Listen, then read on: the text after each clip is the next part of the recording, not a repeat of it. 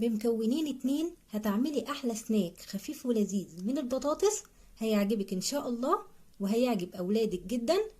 بس حطي لايك للفيديو واشتركي في القناة لو لأول مرة بتشوفي قناتي، وفعلي زر الجرس علشان يوصلك اشعار بكل فيديو بنزله. وتعالي نسمي الله ونصلي على الرسول ونشوف هنعمله ازاي.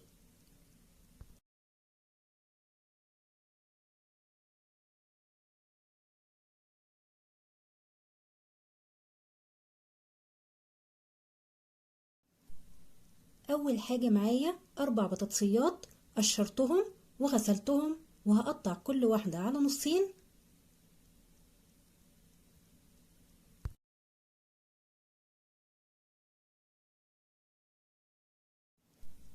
وهاخدها اسلقها في حلة على النار فيها مية، وهغطي عليها وهسيبها لحد لما تستوي تماما.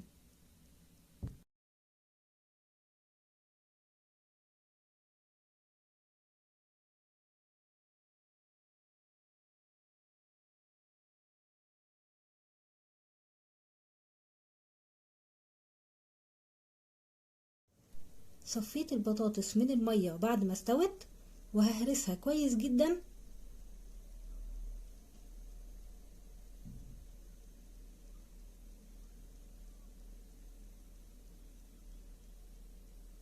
وهضيف عليها معلقة صغيرة ملح و4 معالق كبار نشا.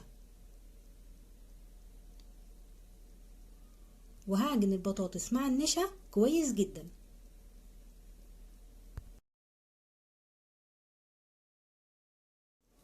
ياريت اللي وصل معايا لحد هنا ما ينساش يحط اللايك.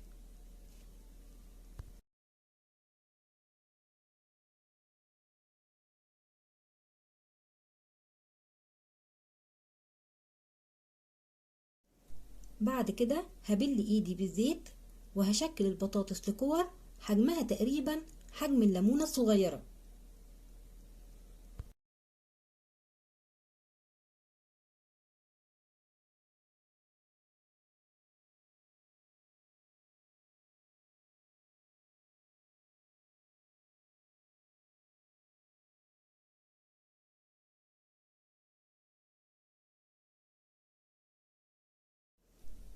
معايا هنا عصيان الشيش طاووق، هحط فيها كور البطاطس بالشكل ده.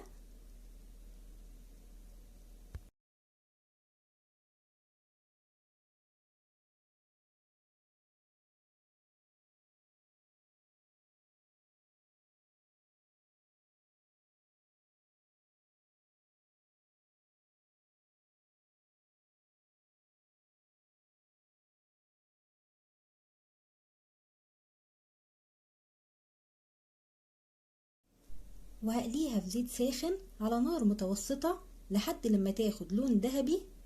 مفيش ابسط من كده. عايزة تقليها وهي كور على طول من غير ما تحطيها في عصيان الشيش طاووق براحتك.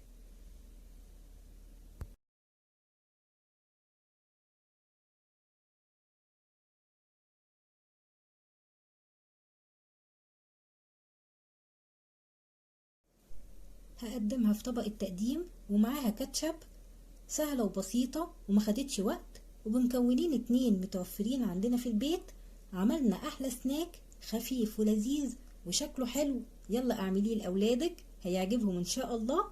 ولو عجبتك وصفتنا النهاردة ما تنسيش بالله عليكي اللايك والاشتراك في القناة وشيري الفيديو مع اصحابك. استودعكم الله الذي لا تضيع ودائعه، والسلام عليكم.